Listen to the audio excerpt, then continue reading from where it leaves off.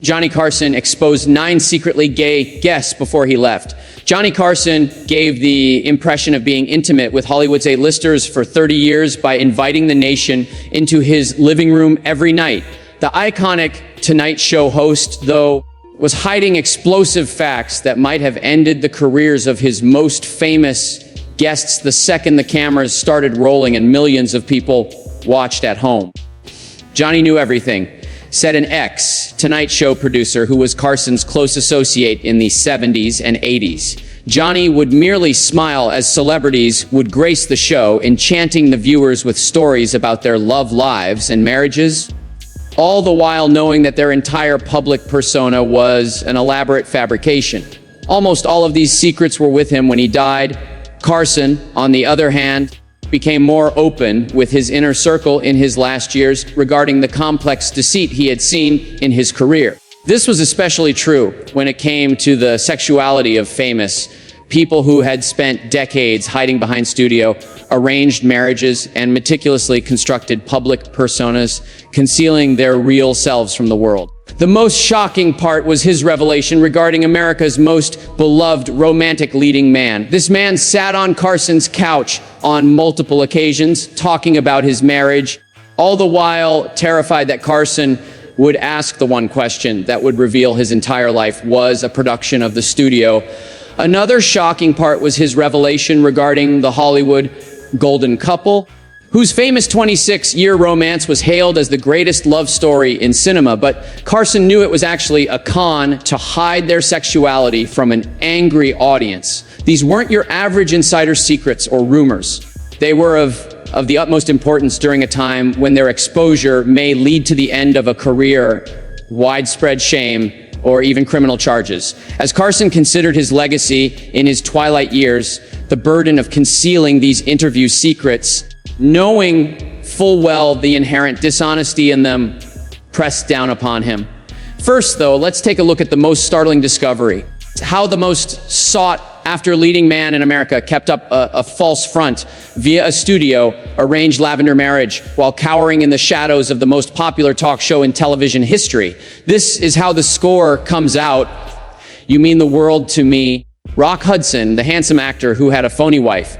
During the 1950s and 1960s, Rock Hudson was the embodiment of masculine perfection for a large number of American women. He starred opposite Doris Day and other A-list women in comedies that solidified his reputation as Hollywood's most bankable romantic leads. A heterosexual dream come true, thanks to his height, good looks, and magnetic charisma. As an ex-writer for The Tonight Show, who had access to Carson's inner monologue, remembers the remarkable irony. After night, Johnny would be the one interviewing the man that American women fantasized about. As Hudson made several appearances on Carson's Tonight Show, captivating viewers with his good looks and anecdotes about his life in Hollywood, all the while being aware that his entire public character was a meticulously crafted fiction meant to conceal his homosexuality. Those close to Carson, however, say that the appearances caused the host and guest a great deal of concern behind the scenes. Carson was aware that Hudson was gay. An ex-NBC executive who was involved with the late night show exposed the secret, saying that it was common knowledge in Hollywood, but that he knew it would ruin Hudson's career if it got out. Both men were highly aware of the potential landmines around them, so every interview was a fine balancing act to avoid getting caught. Being a romantic leading guy meant that Hudson was under extra scrutiny. While some character performers may be able to shrug off sexuality accusations, Hudson relied on the heterosexual image that Universal Studios had cultivated to build his career. A film historian who focuses on the golden age of Hollywood said that this wasn't simply about personal privacy. Henry Wilson, Hudson's agent, had orchestrated his whole life, including his marriage to Phyllis Gates, Wilson's secretary, to safeguard the false image that catapulted Hudson to stardom. There was no greater level of stakes.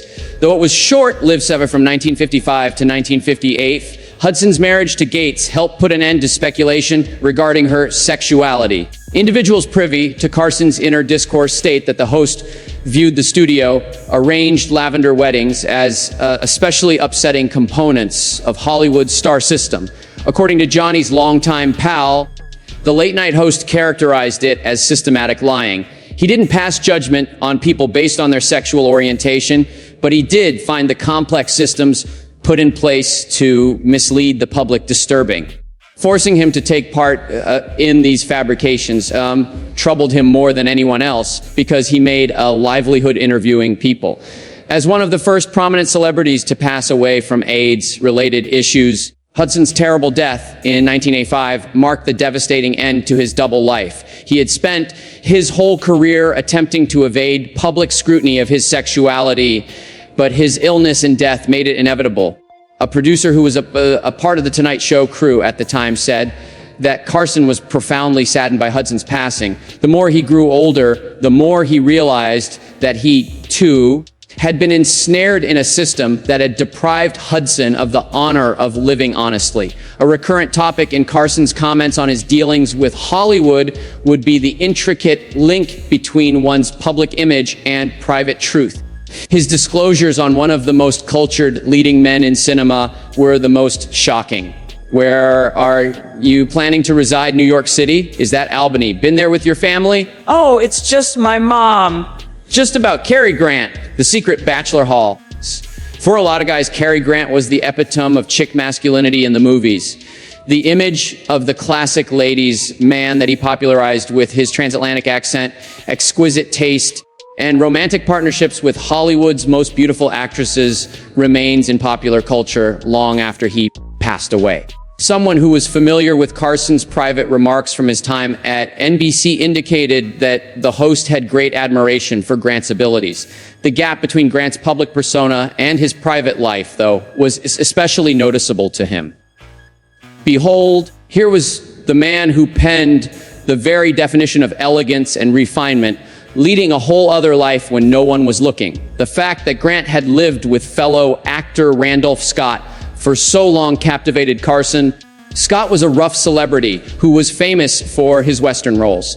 The couple's domestic union went unnoticed for over 10 years as they shared a Santa Monica Beach house, which was dubbed Bachelor Hall by Hollywood insiders. During the height of their respective careers, Johnny would recount the tale of how he had to interview Grant while pretending he was unaware of his relationship with Scott, a writer who had close ties to Carson.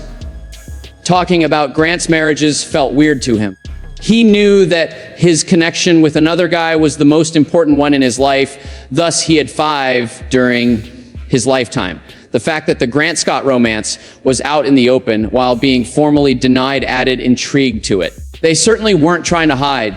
Photos of the two of them working out, cooking, and lounging around the house were featured in fan magazines, giving the impression that they were more than just buddies.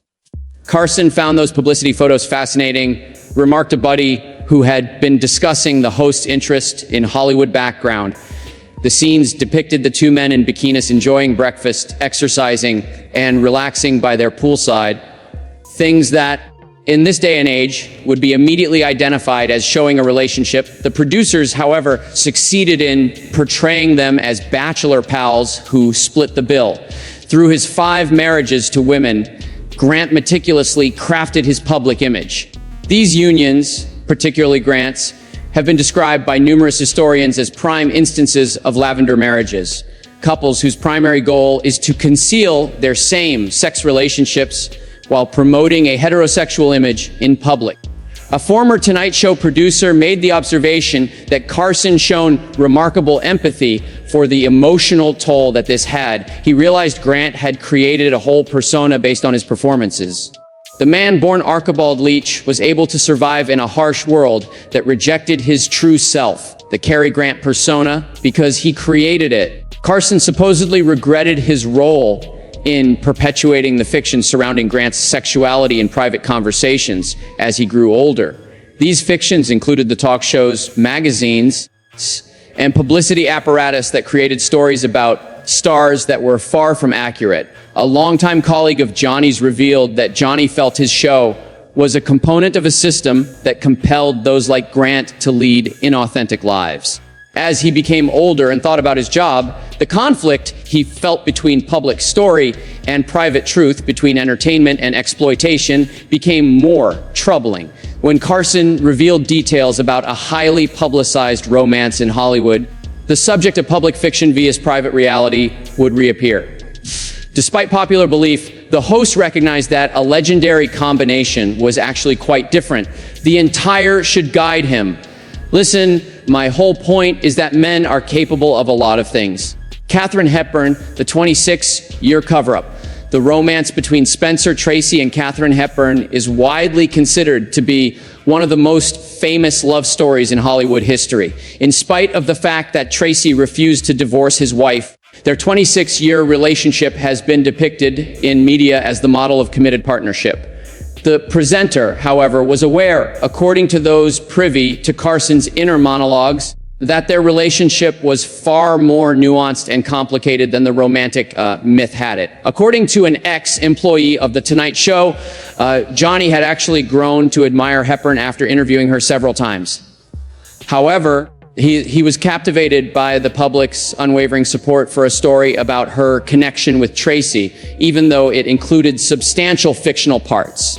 Carson privately reflected on the Hepburn and Tracy relationship and shared his thoughts with close acquaintances in his later years. He felt it was a win-win situation for all parties involved, enabling the stars to keep their careers going while avoiding inquiries about their sexual orientations. There were several goals achieved by the partnership between Hepburn and Tracy.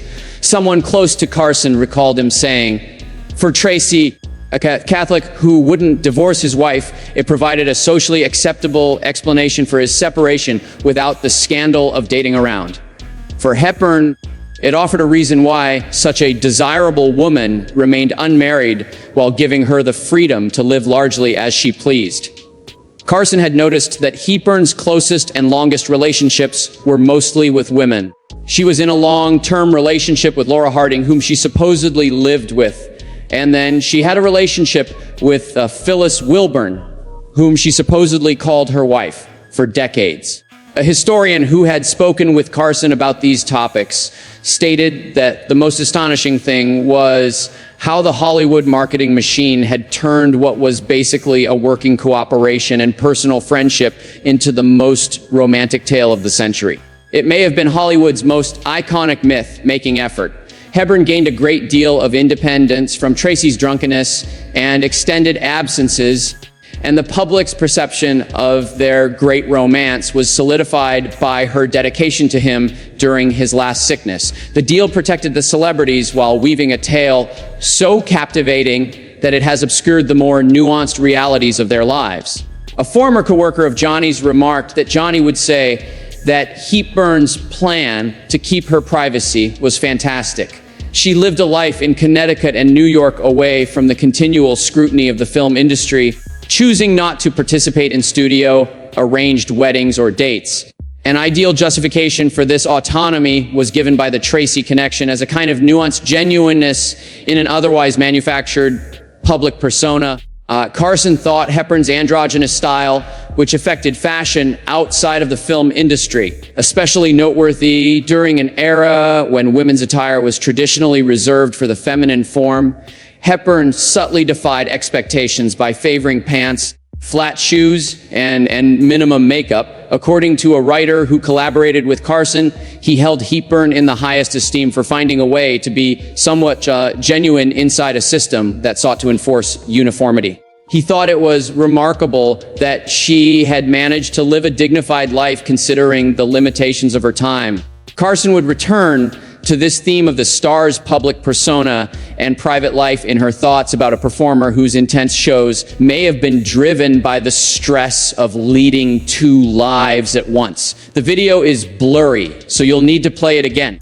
"We were aware that you were in town, Marlon. The public mystery that is Marlon Brando, Marlon Brown, Brando's unfiltered, realistic performances were a game changer for film acting. Along with his performances in On the Waterfront, The Godfather, and A Streetcar Named Desire, in which he played Stanley Kowalski, he became one of the most iconic actors of all time." The discrepancy between Brando's reputation for raw sincerity on screen and the staged portrayal of his private life reportedly captivated Carson, according to sources privy to their private chats. A former Tonight Show producer said that Carson interviewed Brando multiple times and found him quite challenging. An actor whose performances were lauded for their unflinching honesty was here. However, he was also involved in major cover-ups regarding his personal life. More specifically, his sexuality. Through his several marriages and the many children they produced, Brando built a reputation as a heterosexual Lothario. His escapades with actresses were also well acknowledged. A lot of people in Hollywood, including Carson, supposedly knew that Brando's sexual life was a lot messier than he let on. A writer who was close with the host mentioned that Johnny would comment on the irony. Brando was praised for heralding a fresh, more genuine style of acting, the man who made acting seem natural. However, when it came to his private life, he upheld substantial lies regarding his own identity and the people he loved. While he was still very much a private man, Brando started to be more forthcoming about his sexuality in interviews as he got older. While he was at the peak of his career in the 50s and 60s, studio publicists made sure to downplay this period of his life, focusing instead on his marriages and straight relationships. The late night host acquaintance mentioned that Carson thought Brando had discovered a special equilibrium. He established a sufficiently masculine identity to shield himself from criticism while he subtly expanded the limits of what could be recognized. It required deft handling of a perilous cultural terrain. Hollywood was awash in rumors regarding Brando's alleged affairs with male stars like James Dean for a long time. Those who were privy to Carson's thoughts say the presenter was keenly interested in the ways in which these connections influenced the development of American ideas of screen masculinity. According to a former NBC executive, Johnny thought it was fascinating that James Dean and Marlon Brando, who reimagined American masculinity on television, were apparently involved in romances that would have surprised their adoring fans. It revealed and unsettled him since it demonstrated a significant chasm between cultural ideals and reality. In his thoughts on another legendary rebel whose brief career was dogged by speculations of his Hollywood ascent, Carson would carry on this topic of appearance against reality. Approximately 1067 is the real miles per hour that were recorded. James Dean's career that he bought out before his untimely demise in a vehicle tragedy at the age of 24, James Dean made brief appearances in a trio of feature pictures. Giant East of Eden and Rebel Without a Cause were the films that cemented his place in pop culture. A generation of conformist youths sought genuine emotion from the prototypical unhappy youth whose dark intensity resonated with them. Those in Carson's inner circle say that the host was very disturbed by the young actor's rise to fame. Carson in no way spoke with Dean. A former employee who was privy to Johnny's private talks claimed that even though he passed away before he took over The Tonight Show, the host had heard innumerable rumors about him from those close to Hollywood. He was troubled by the constant claims that Dean had dated influential individuals in order to boost his career. The rumors that Dean had been pragmatically bisexual, ready to exploit sexual relationships with powerful industry figures to get ahead in the cutthroat competition for leading roles were rampant in Hollywood during and after his brief life. According to a writer who collaborated with Carson, Johnny would go into the contradiction between the public perception of Dean as the epitome of rebellion, true to himself, real, uncompromising, and these depictions of his sophisticated relationship management. It was a disturbing illustration, in his opinion, of how the Hollywood establishment could taint even icons of defiance against authority. Accusations of Dean's associations with significant individuals in the entertainment world, including Rogers Brackett, an influential director who helped establish his career, and others, were among the most persistent rumors. A friend of Carson stated that the late-night presenter was cautious to stress that even if the reports were true, he did not criticize Dean for his decisions. To him, it was a damning indictment of a system that fostered such severe power disparities that bright young people felt they had no choice but to sell themselves if they wanted to make it big.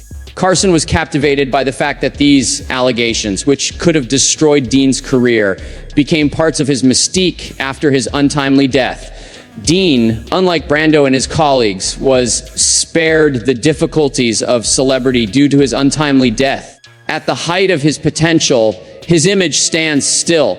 According to a former co-worker of Johnny's, Dean's protection from the public eye after his death prevented any embarrassing details from being revealed. A protective mythology emerged in response to the tragedy of his untimely death, enabling competing accounts of his life to persist indefinitely. For Carson, this was a prime illustration of how Hollywood distorts reality to benefit its economic and cultural interests. The romanticization of truth that could have been harmful.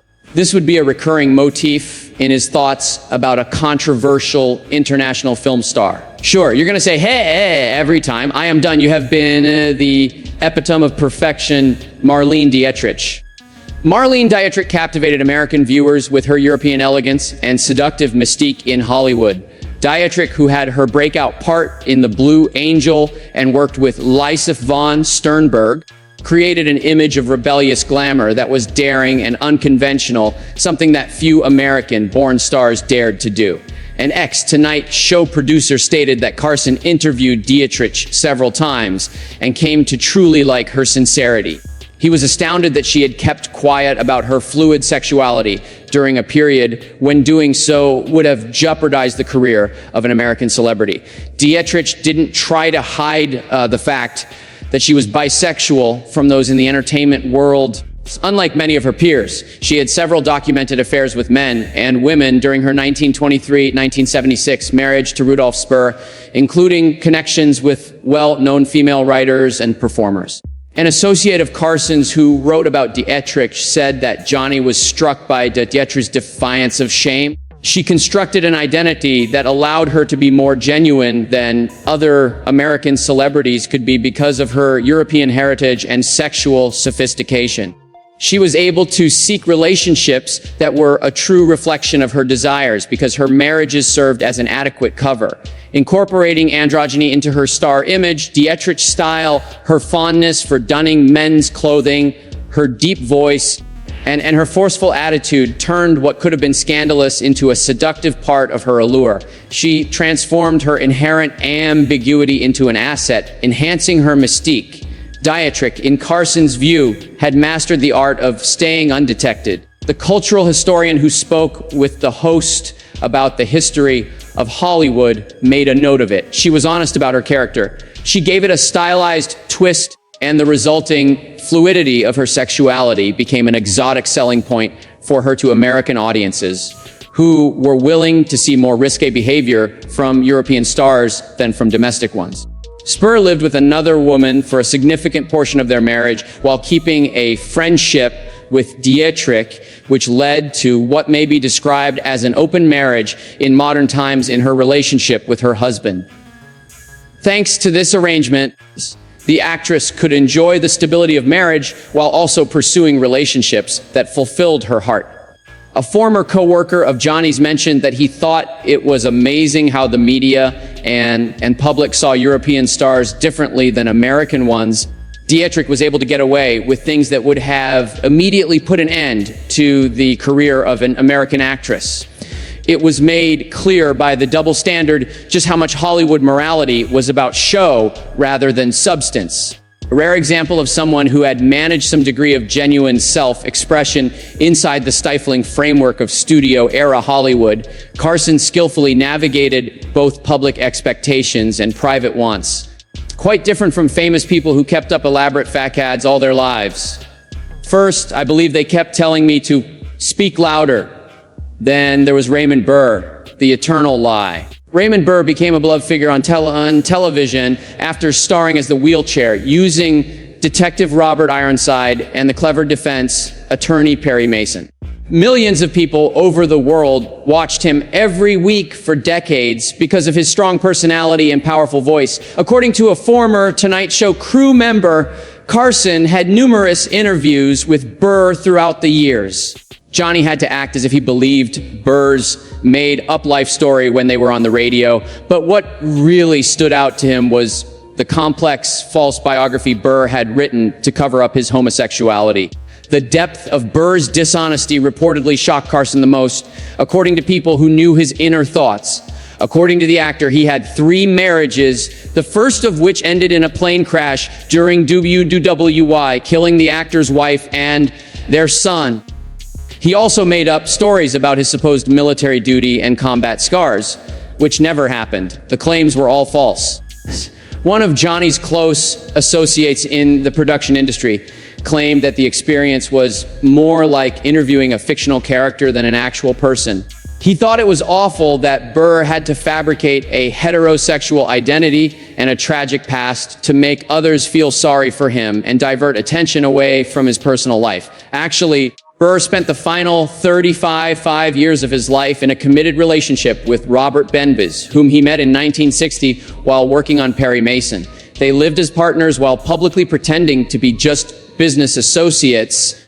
They created a prosperous orchid-growing business and vineyard together. According to a friend of the late night presenter, what really got to Carson was the emotional toll that this had to take. Burr was portraying the role of Perry Mason, an individual whose existence is built around a complex lie, which was made necessary by the very injustice that could have terminated his career. Mason is devoted to uncovering truth and combating injustice. It was not lost on Carson that Burr, who portrayed Perry Mason's ideal truth seeker, had to lead a life of calculated deceit. He thought it was a striking illustration of the difficult decisions that gay performers in the middle of the 19th century in the United States had to face. A writer who collaborated with Carson described Johnny as contemplating the mental fortitude needed to sustain such vast fictions. Burr had to commit intricate information of doomed marriages and an imaginary child to memory. Such a performance had to have been very taxing on the performer's mental health. Ben Weitz took over Burr's estate after he passed away in 1993 and has been opening up about their relationship ever since.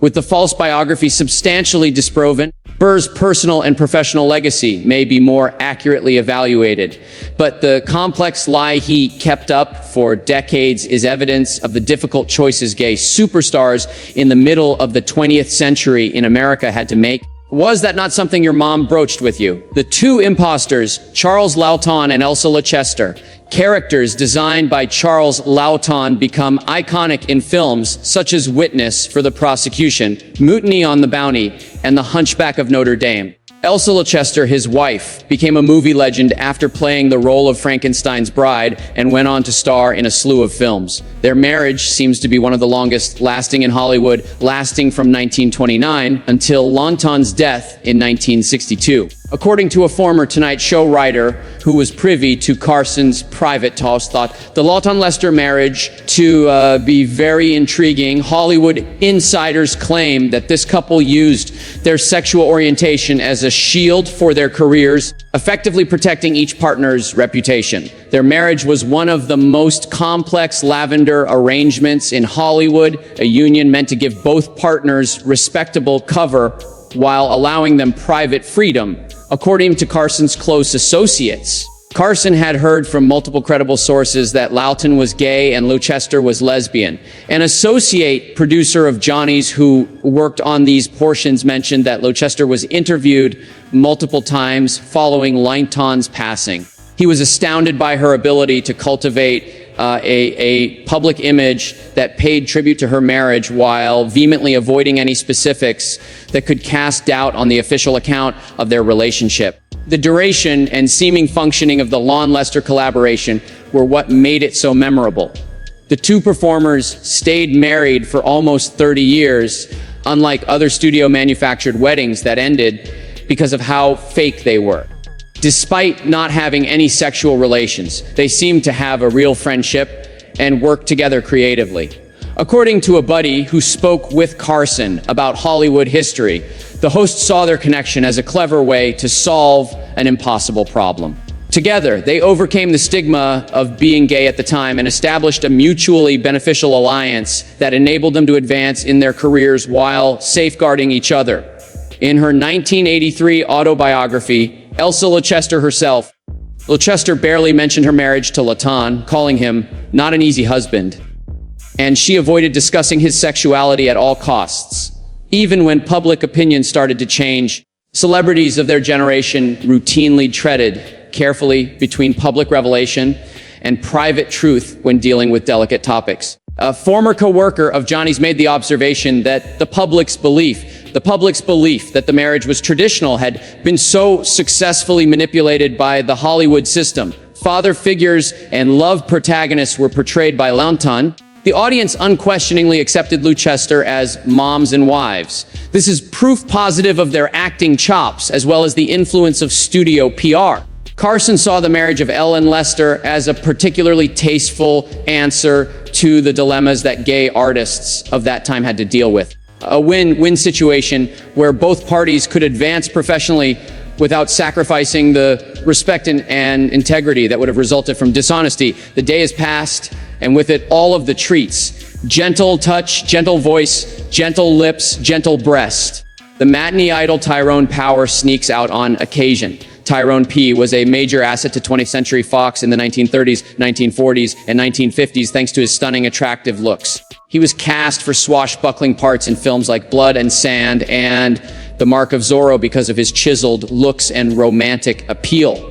According to a former staff member familiar with Carson's observations, Power passed away in 1958 before Johnny took over The Tonight Show. Despite his theatrical talents being on display in more serious works like Witness for the prosecution, Power was never interviewed by Carson.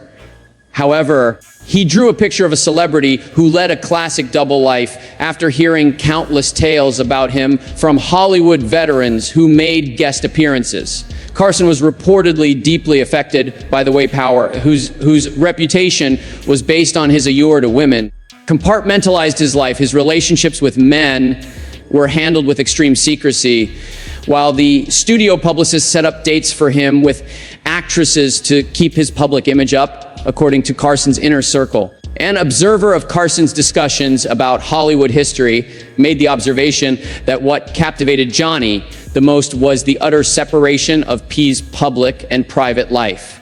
At that time, he was the epitome of a heartthrob, the type of man whose likeness could inspire an army of devoted followers. Hollywood insiders say that he sought company at night, which would have shattered that carefully crafted image. Throughout his career, Powers' marriages to actresses Annabella of France, Linda Christian of Mexico, and Debian Menardos served as much needed cover. His job necessitated a veneer of conventional heterosexuality, which he maintained through these relationships, especially his 7-year marriage to Annabella. A buddy of Carson's indicated that the late night presenter thought about the mental complexities of such deals. There was more than lip service involved in many of these unions. They were characterized by genuine emotional bonds and produced offspring. Due to the lack of opportunities for celebrities who didn't conform to cultural norms, the human experience was significantly more complex than straightforward deceit. The fact that P's exceptional physical attractiveness presented both opportunities and threats is what made his case stand out. Although his good looks catapulted him to fame, they also put him under constant scrutiny from admirers and audiences who developed possessive feelings for his love life, making genuine self-expression extremely dangerous. As an ex-producer explained to Johnny, the more physically flawless a star was, the less freedom they had. Expectations that turned into a prison were created by P's face, which was literally his riches. Carson didn't miss the irony that his attractiveness made him both privileged and constrained. Power's career was cut short when he died of a heart attack at the age of 44. It is unlikely that he would have been able to traverse the cultural shifts that would subsequently allow more room for genuine self-expression. Much to his contemporaries' dismay, he passed away with key details of his life concealed from the admiring public.